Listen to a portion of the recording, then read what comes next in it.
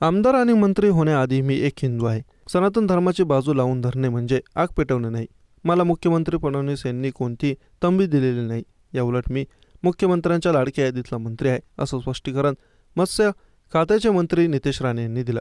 औरंगजेबाची कबर पाडण्यात यावी अशी मागणी करून सोमवारी नागपुरात हिंदुत्ववादी कार्यकर्त्यांनी आंदोलन केलं. त्याआधी मंत्री नितेश राणे यांनी हिंदुत्ववाद्यांना चिथावणी देणारी अनेक वक्तव्य केली होती. याच परिपाक उपराजधानीत दोन गटात उडालेला संघर्ष आणि भडक्यात झाल्याचे बोलले जाते. नागपुरातील दगडफेकीत आणि जाळपोळीत काही पोलीस कर्मचारी तसेच अधिकारी जखमी झाले. पोलीस कारवाई करीत असून नागपुरात सध्या तणावपूर्ण शांतता आहे. याच पार्श्वभूमीवर नितेश राणे यांनी विधिमंडळ परिसरात माध्यमांशी संवाद साधला. सततच्या वादग्रस्त आणि चिथावणीखोर वक्तव्यांमुळे विरोधक तुमचा राजीनामा मागत असल्याचं विचारल्यावर सभागृहात माझे नाव घेऊन कुणीही काही बोलत नाही. माझ्या राजीनाम्याची एकानेही मागणी केली नाही.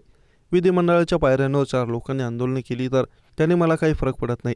बाहेर कुणी काही बोलले तर त्याला मी उत्तर देणार नाही, असे नितेश राणे म्हणाले. औरंगजेबाच्या कबरीवरून सततच्या वादग्रस्त वक्तव्यांवर विचारले असता आमदार मंत्री होण्याआधी मी एक हिंदू आहे, सनातन धर्माची बाजू लावून धरतोय, हे चूक आहे का, असा सवाल नितेश राणे यांनी विचारला. तसेच मुख्यमंत्र्यांनी तंबी दिल्याच्या वृत्तावर नितेश राणे चांगलेच भडकले.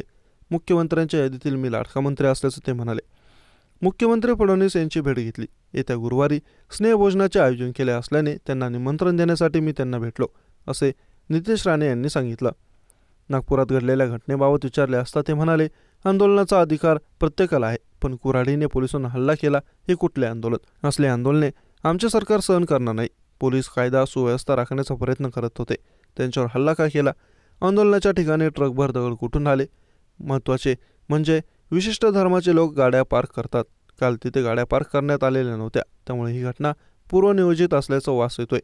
या घटनेची संपूर्ण चौकशी होईल. पाकिस्तानचा आबा आठवले अशी कारवाई करू, असं नितेश राणे म्हणाले.